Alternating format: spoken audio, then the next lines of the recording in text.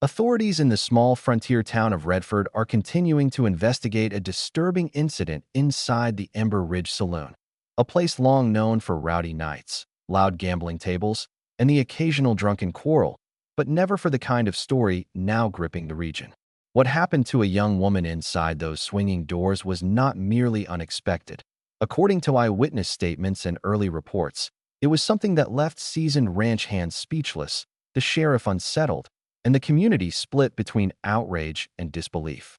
At the center of the controversy is a rancher whose reputation, until last night, had been as steady as the dust beneath his boots.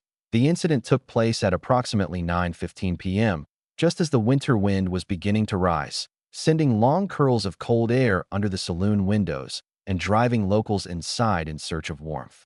Patrons recall the evening starting like any other, music drifting from the piano, soft laughter rolling along the bar, the barkeep shuffling glasses in a practiced rhythm. But everything shifted the moment the young woman walked in.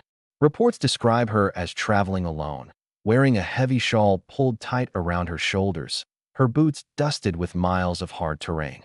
Her presence was unusual in a town where women rarely entered drinking houses unattended, and the moment she crossed the threshold, people began to turn in their chairs. Witnesses say she paused just inside the doorway, as if measuring the room, aware of the attention but refusing to shrink beneath it. She asked for a glass of water. She asked if the sheriff was in town. And before the barkeep could finish telling her he hadn't been seen since morning, the rancher supposedly rose from his table in the back corner. His name, Keaton Briggs, is one that carries weight in these parts. Known for his sprawling land, his unblemished record with the law, and his quiet but iron-strong demeanor, he had always been regarded as a man who kept to himself and managed his affairs with strict precision. But last night, he displayed a different side, one the town is struggling to reconcile with the man they thought they knew. As eyewitnesses describe it, Briggs didn't call her over with a gesture or raise his voice to get her attention. He simply stood up, stepped into her path, and asked her one question, asterisk, "Do you know who you're looking for? Or are you hoping someone finds you first?" Asterisk. The room went still. The piano player faltered. Even the barkeep, a man rarely fazed by conflict, reportedly stopped polishing his glass. The woman looked stunned, not frightened, but certainly confused. She insisted she had business in town and needed to speak with someone in authority. But the rancher did not move from her path. He studied her with an intensity that onlookers say made them uneasy, as if he saw something in her that no one else could.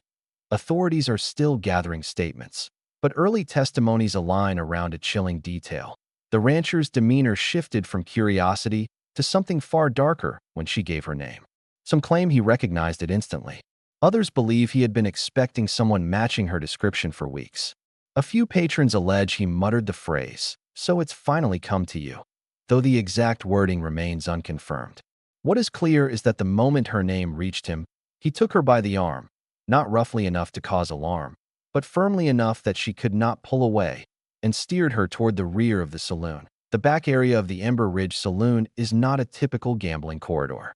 It holds private rooms, dimly lit and reserved for business that rarely makes its way into town records. Barkeep Harold Turner admitted to reporters that he immediately grew uneasy when he saw the rancher leading her there. Briggs was not a man known to take company behind closed doors, and certainly not a young traveler, unknown to everyone in Redford. Turner stepped forward, intending to intervene, but stopped when Briggs gave him a look described as final, a look that clearly communicated not to interfere. Witnesses say they saw the woman glance over her shoulder, eyes wide, silently asking for help, but no one moved. For nearly 9 minutes, the saloon was held in a tense quiet. Conversation stopped. The card tables were abandoned.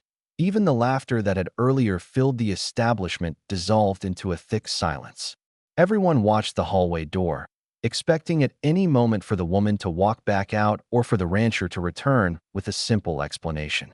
Instead, the only sound they heard was something sharp hitting wood, once, twice, like the edge of a boot or the butt of a gun tapping a table in warning or frustration. Barkeep Turner later admitted he felt sick hearing it. When the woman finally emerged, she was pale, visibly shaken, and clutching a folded slip of paper in her hand, as if it were a lifeline she didn't fully understand.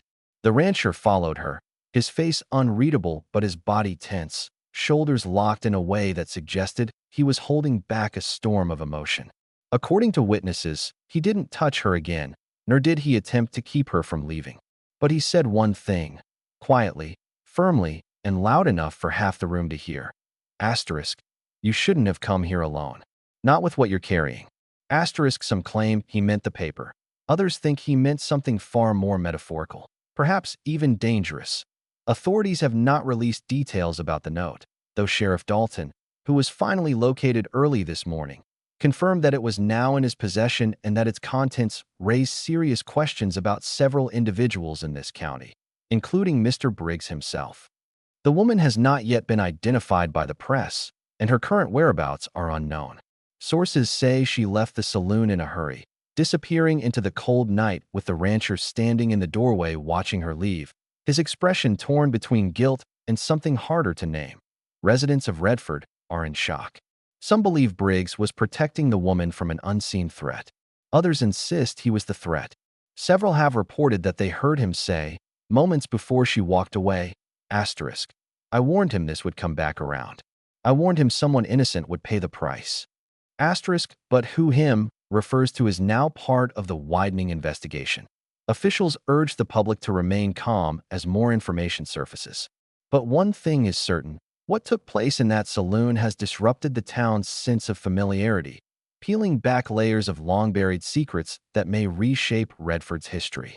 And as details continue to unfold, the question on everyone's mind is the same. Was the rancher acting out of fear, anger, guilt, or something far more complicated than anyone anticipated? The story that began with a passing accusation inside a dusty frontier saloon grew heavier the moment the doors swung shut behind Eliza, and the murmurs of the patrons faded into a thick hush. Because although the public believed the rancher had committed something unspeakable, the truth was layered beneath years of tension, buried secrets, and the dangerous weight of unspoken intentions. And as the night stretched on, the events inside that saloon were far more complicated than any of the gossipers would ever dare to imagine. Eliza, shaken from the moment he approached her, had walked inside believing she was stepping into a confrontation she had dreaded for weeks. Rumors had crawled through town like wildfire. Rumors that the rancher, Cole Maddox, had taken something from her behind those swinging wooden doors, something no woman should ever have to give up. The whispers painted him as a brute, a man who took what he wanted without regard for consequence. Yet beneath the surface, and buried behind the rancher's hardened expression, was something entirely different. Eliza had come prepared to fight for her dignity, but what she found was a man fighting to protect her in a way she never anticipated. Inside the dim saloon, where lantern light flickered between drifting cigar smoke, Cole Maddox stood at a rough wooden table, his jaw set with the same stubborn tension he carried onto the open range. His hat cast a shadow over his eyes, but that didn't stop her from seeing the storm brewing behind them. She approached him slowly, unsure of what version of him she'd face, the hard-edged rancher the town feared or the man she had once trusted enough to confide in. When he finally turned toward her, the room seemed to shrink, leaving just the two of them in a silence thick enough to choke on. I didn't bring you here to scare you, Cole said. The gravel in his voice softened just slightly. But Eliza didn't believe that. Not yet. Her hands trembled, though she hid them beneath her skirt. Everything about the saloon felt hostile. The drunken eyes that followed her, the barkeep pretending not to notice, the creak of wooden floorboards that seemed to echo in time with her racing pulse. She demanded to know why he had dragged her into gossip territory, why he had publicly confronted her earlier that day in a way that made everyone assume the worst. He didn't answer at first. Instead, he set a small leather pouch on the table between them. The soft thud of it hitting the wood sent her stomach flipping. She had seen that pouch before. She had even held it once. It belonged to her father, a man who had vanished without warning 2 months prior. Eliza stared at it, frozen. Cole watched every flicker of emotion on her face, his own expression unreadable. I didn't hurt you, Eliza, he said quietly. But someone intended to. And they thought you being alone would make it easier. Her breath caught. For days she had felt watched, but she dismissed it as nerves brought on by her father's disappearance. Now, In this dim saloon lit by lanterns and low expectation, the truth rolled over her like a cold wind. Cole hadn't dragged her here to threaten her. He was shielding her from something, or someone. But why conceal it? Why make it look like he had done something terrible? Because Cole had enemies. Dangerous ones. And their only leverage was Eliza. Still, she pushed back, anger swelling beneath her confusion. Weeks of tension, fear, and suspicion poured out of her in sharp words. She accused him of arrogance, of interfering with her life, of creating a spectacle that made it impossible for her to walk down Main Street without whispers trailing behind her. Cole didn't raise his voice in return. He just watched her with the weary patience of a man who had carried a burden too heavy for too long. "Eliza," he finally said, leaning closer, "your father didn't just disappear. He crossed the wrong men. They came to my ranch looking for him, and they said they'd come after you next." Her knees nearly buckled. Her father had always been a decent man, but he had a habit of gambling with the hope of winning just enough to get ahead. She had suspected his debts had grown deeper than he admitted, but never imagined they had placed her in danger. Cole explained that the ranch hands had found that leather pouch hanging on his front gate, an unmistakable threat from the men who had also demanded he hand her over if he ever wanted peace again. Instead of obeying, he confronted them. And instead of fleeing, he devised a way to make the entire town believe Eliza had reason to keep her distance from him, that she would be of no use to any outlaw who tried to use her to get to him. That terrible scene everyone whispered about hadn't been an assault. It had been a performance for the eyes lurking in the shadows. Cole had staged an act that made it look like Eliza wanted nothing to do with him, that she'd never willingly come close enough for anyone to snatch her from his side. And the worst part? Eliza realized, with a sinking heart, that he had let the town hate him to ensure she stayed safe. But he wasn't done revealing secrets. He told her that the outlaws believed she possessed something her father had stolen, a ledger filled with names, transactions, and debts tied to illegal land trades. Her father had entrusted that ledger to someone before he vanished, and the outlaws assumed that someone was her. The saloon air felt colder. Eliza swallowed hard, her voice thin as she asked him if he believed the same. Cole Maddox shook his head. "No. If you had it, you'd have run already. You'd have left everything behind." His unwavering confidence unsettled her, not because it was wrong, but because it was so precisely right. Then came the part she never expected to hear. Her father had come to Cole weeks earlier, injured and desperate. He begged the rancher to keep Eliza safe, swearing he would return to settle his debts. Cole agreed, not out of duty, but out of something deeper he had never dared to say aloud, something that now trembled in the quiet between them. Eliza took a slow breath as the truth settled on her shoulders. The man the town believed had done the worst thing imaginable had instead taken on danger meant for her. And while she had spent nights terrified of him, he had spent his riding border fences, watching shadows, and turning away threats that no one else knew existed. Her anger dissolved into something unsteady and raw. Confusion tangled with gratitude, fear laced with a trust she didn't expect to feel. Cole saw it all in her eyes and finally softened. Local sources and community witnesses are still talking about the shocking event that began inside the Dustwalker Saloon last Thursday evening, when a quiet newcomer was thrust into a confrontation with a rancher whose reputation had long been whispered about, but never documented with such clarity. What unfolded inside those swinging wooden doors has since sparked county-wide debate, raised questions about power dynamics in rural territories, and revealed an unsettling pattern of behavior from a man many had once regarded as untouchable. According to numerous accounts gathered since the incident, the woman at the center of the controversy had arrived in town only 3 days earlier. She was described as reserved, polite, and noticeably uncomfortable with attention, traits that quickly clashed with the harsh social currents of the small ranch town. Residents report that on the evening in question, she entered the saloon with no intention other than to warm herself and quietly drink a cup of coffee. The saloon, typically loud and brimming with laughter at that hour, reportedly fell silent when the rancher, known for commanding every space he stepped into, noticed her taking a seat in the back corner. Witnesses say he watched her in a way that made many of the regulars uneasy, though no one spoke up at the time. They claimed his stare carried the same authority he used on cattle, ranch hands, and, some allege, anyone he viewed as weaker or easier to intimidate.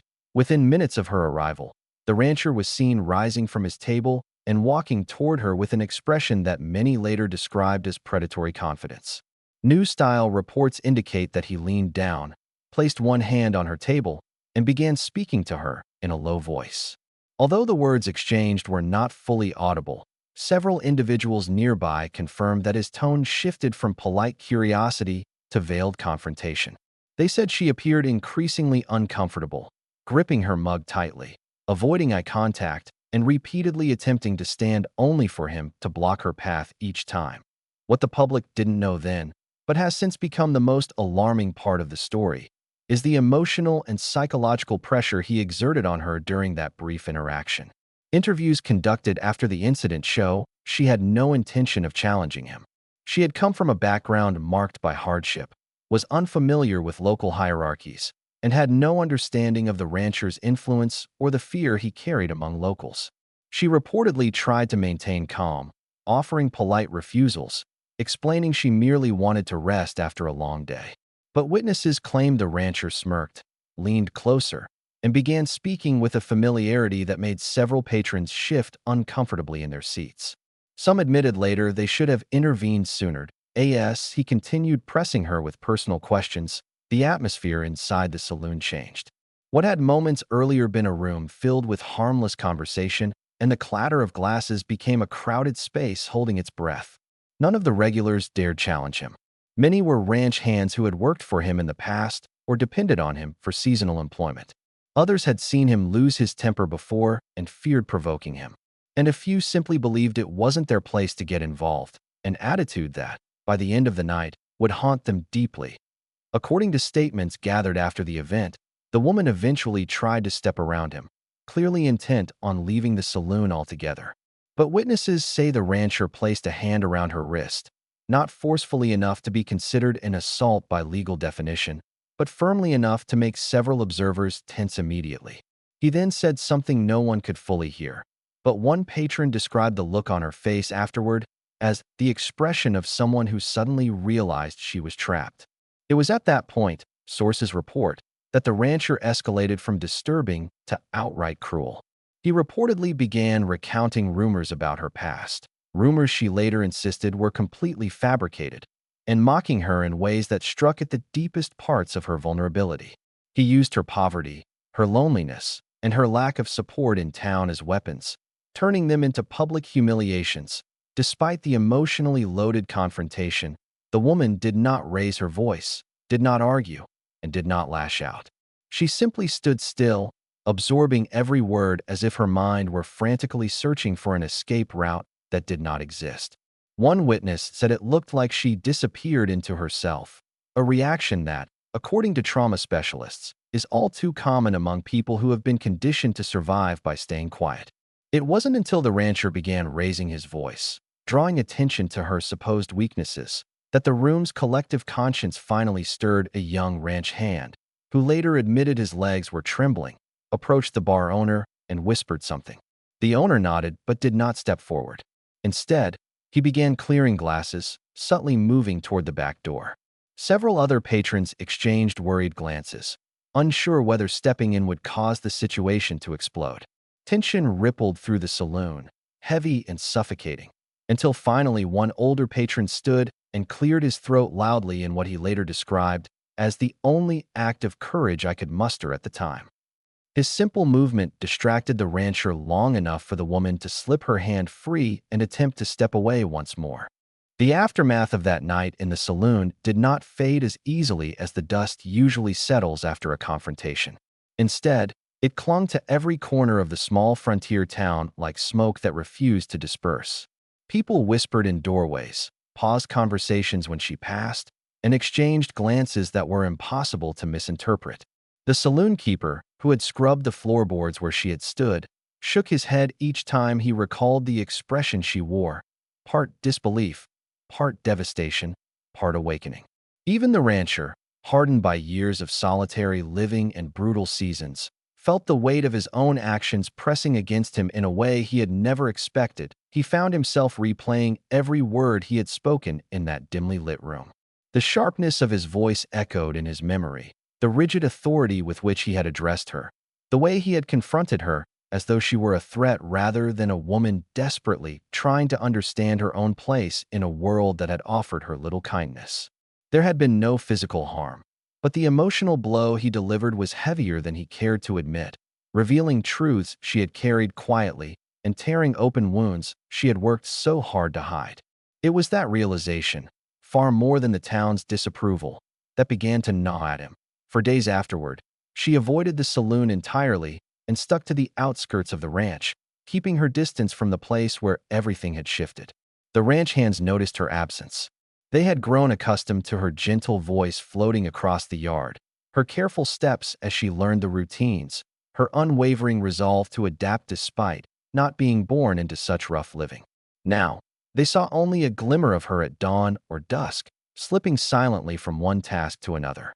They sensed something had fractured, something bigger than a simple disagreement or a misunderstanding. She looked like someone trying to anchor herself in a storm, yet refusing to cry out for help. Meanwhile, the rancher found himself restless. He spent more hours riding the boundaries of his land than necessary, trying to outrun the memory of the look she gave him when he delivered the words that changed everything. He told himself he had done the right thing, that harsh truth was better than soft lies, that she needed to hear what he said before she made dangerous decisions out of naivety.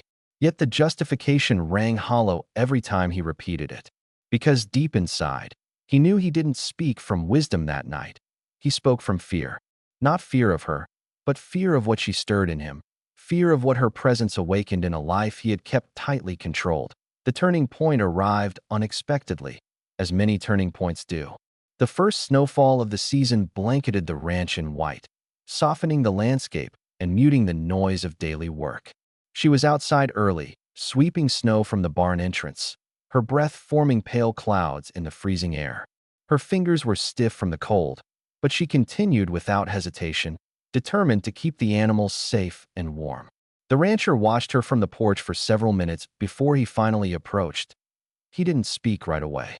Words, for perhaps the first time in his life, seemed like a fragile tool that could easily be mishandled. She noticed him only when he was close enough for his boots to crunch loudly in the snow. Her arms froze mid-sweep, her posture tightening with caution. For a moment, neither of them said a word. The silence stretched between them like a rope pulled taut on both ends that he cleared his throat, though his voice still emerged low and uncertain. He admitted that he had spoken out of turn, that he had let his frustration and his fear lead him to say things she didn't deserve. He told her he hadn't meant to shame her in front of the others, hadn't meant to make her feel small or foolish. She listened without interrupting, her eyes fixed on the snow-covered ground. Her heartbeat thudded steadily in her chest. She had waited for an apology she wasn't sure would ever come, yet she didn't allow herself to soften immediately. She needed to hear more. She needed him to say the words she had tried to believe were hidden beneath his anger. He confessed that seeing her struggle had frustrated him, because he recognized a courage in her that he had buried in himself long ago. He admitted that the life he led had hardened him in ways he didn't notice until her presence forced him to confront it. His honesty was raw, unpolished, and shaking, like someone prying open a door that had rusted shut. For the first time, she sensed sincerity rather than authority in his tone. It disarmed her in a way she wasn't prepared for. Still, she did not make it easy for him. She quietly asked why he had chosen that moment, in that saloon, to push her the hardest. Why he had exposed her vulnerability where anyone could see. He took a long breath before answering. He admitted he wanted to test her resolve, to force her to face the reality of her situation, to see if she truly understood the life she had chosen to step into. He admitted it was the wrong way to do it, but the only way he knew at the time. The truth of his words hurt, but it also explained the storm of emotions she had felt since that night. She realized she was not just struggling to fit into the ranch life. She was struggling to understand her place in his world, which seemed far more complicated than anything she had imagined. Their conversation unfolded slowly, each sentence unraveling threads of misunderstanding that had built up between them. She told him how isolated she felt, how the new world she entered felt hostile and unforgiving, how she often questioned whether she belonged here at all. He listened with his jaw clenched, regret darkening his expression. He hadn't considered the weight she carried. He had been so focused on protecting his land, his rules, and his way of life that he had overlooked something equally important: her humanity. By the time dusk began to gather over the plains, word of what had happened in the saloon had already traveled farther than the dust carried by the evening wind. The town was whispering, the ranches were buzzing, and every porch from the general store to the church steps seemed to have someone repeating the story, adding a little exaggeration, a little spice, but always circling around the same central truth. What the rancher had done was not only unexpected, it rewrote the way the town saw both him and her.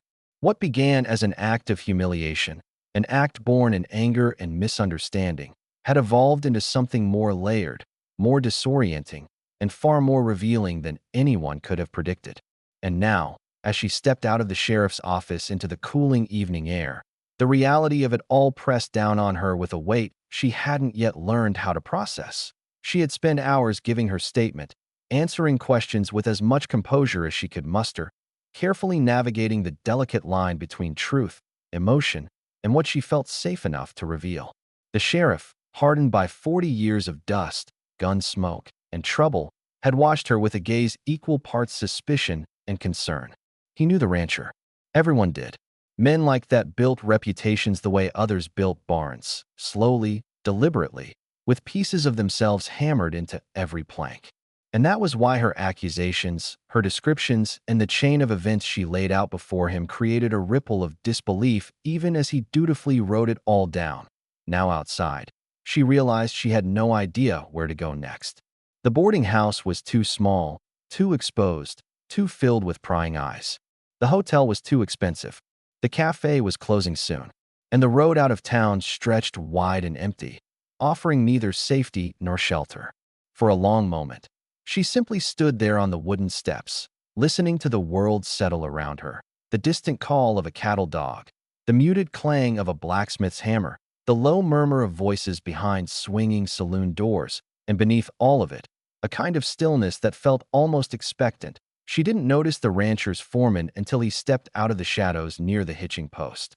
His presence startled her, not because he moved abruptly, but because she hadn't expected anyone loyal to the rancher to come near her after what happened. His hat was pulled low, his arms folded, and his posture suggested he'd been waiting a long time. She nearly turned back toward the sheriff's door, but his voice stopped her, low, worn, not unkind. "You need to know something," he said, and his words hung heavy in the fading light. She didn't respond at first, unsure whether this was a threat, a warning, or some misguided attempt at explanation. The foreman's face remained unreadable, but his eyes held a sincerity she hadn't anticipated. "What he did in there," he continued, nodding toward the direction of the saloon. "That wasn't the whole story. Not even half. You may think you understand him.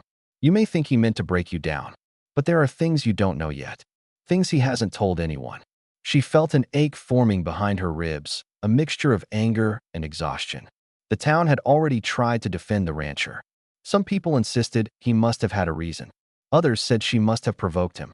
A few said she misunderstood everything, because a man like him couldn't possibly have acted the way she described. And now here was his right-hand man, trying to shape the narrative again. "I don't need excuses," she replied, her voice steady in a way that surprised her. "What he did was unacceptable. I don't care what story he's told you." The foreman shook his head, not in disagreement, but almost in resignation. "I ain't here to defend him. I'm here to warn you. Not everyone in town wants this coming out. And not everyone is going to take kindly to you pushing it. You made enemies tonight. Some you don't even know about yet." His words chilled her more than the evening air. She had come to this town to escape chaos, not invite it. She wanted quiet, steady work, a place to rebuild. Instead, she had walked straight into a storm that didn't seem ready to pass. Before she could ask what he meant, he turned and walked away, disappearing down the alley like smoke dissolving into twilight. She watched him go, uncertain whether he had helped her or merely deepened the knot of fear in her stomach. The night grew colder, and with it came the unmistakable feeling that someone was watching her. At first, she told herself it was her imagination. She had been through too much, felt too exposed. But as she walked slowly down the street, the hollow echo of footsteps behind her made her heart race. She didn't dare look back, not until she reached the lamplight near the mercantile. When she finally turned, ready to confront whoever followed, She saw nothing but empty boards and drifting dust. Still, the sensation lingered. When she reached the boarding house porch, the landlady met her with a tight expression. Not hostile, but troubled. She hesitated before speaking, wringing the hem of her apron. "I heard what happened," the woman said, eyes darting away as though she feared being overheard. "You aren't safe here tonight." Her breath caught. "Why?" The landlady swallowed hard before answering, and the truth settled like icicles along the inside of her spine. "Because men loyal to that ranch will be looking for you. They won't hurt you, I don't think, but they'll want you quiet, and they'll push until you break." The urge to collapse overwhelmed her. She felt as though every step she had taken since afternoon had been leading her deeper into a labyrinth with no clear exit. But even through fear, she felt another emotion growing: determination. She had been cornered before in her life, but she had survived all of it. She had endured worse than a drunken humiliation in a saloon. Worse than threats. Worse than being told to disappear. "So where am I supposed to go?" she whispered. The landlady looked at her with a mixture of pity and resolve. "There's someone who can help. Someone the rancher listens to." She paused, lowering her voice. "His brother." The air seemed to shift around her. She had heard whispers about the brother, quieter, more private, a man who appeared rarely in town but carried a reputation just as formidable. Unlike the rancher, however, his reputation was not built on the back of intimidation. Some said he was the only one who could check the rancher's worst impulses. Others said the brothers hated each other. But if anyone understood what really happened in that saloon, if anyone could uncover the truth beneath the chaos, it might be him.